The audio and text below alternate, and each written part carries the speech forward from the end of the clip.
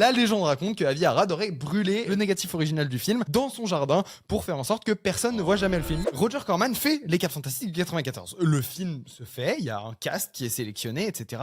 Et le film va sortir en salle, c'est ce qui est prévu. Les acteurs sont trop contents, ils se disent « Ouah putain, on va jouer dans Les 4 Fantastiques, on va devenir un peu des stars et tout, c'est le début de notre carrière. » Le film se termine, la post-prod est terminée et tout, et le film va sortir. Sauf que il y a Avi Arad qui arrive et qui vient mettre ses grosses mains dégueulasses sur le projet et qui dit « Ah mais attendez, mais moi, mon plan, c'est de faire de Marvel quelque chose de prestigieux, d'apporter les super-héros sur grand écran. » Avi Arad, c'est celui qui va être notamment responsable de la production des films Spider-Man, quelques années après, vraiment 5-6 ans après, chez Sony. Et donc, lui, il est là pour faire en sorte que quand Marvel sera hype et que ce sera des gros studios qui feront les films de super-héros, il faut pas que les licences aient été salopées à l'avance. Il faut que les licences, elles gardent un minimum de prestige. Et donc, quand il voit les 4 Fantastiques de 94, il fait, bah écoute, c'est simple, on va brûler tout ça.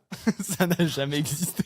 La légende raconte que Avi Arad aurait brûlé le négatif original du film dans son jardin pour faire en sorte que personne ne voit jamais le film. Mais alors, comment on sait que ce film existe et comment, bah moi je l'ai vu en fait le film. Comment c'est possible? Le film traîne sur internet, il y a même des copies bootleg en DVD qui sont sorties. Donc comment c'est possible? Et ben en fait, la copie qui a été donc subtilisée des studios, etc. Le réalisateur a essayé de la sauver, il n'a pas réussi à la sauver. Elle a été vraiment récupérée et les rushs ont été détruits et inaccessible totalement. En fait, il y a le labo qui s'occupait de faire des copies du master original, donc le labo de développement de pellicule.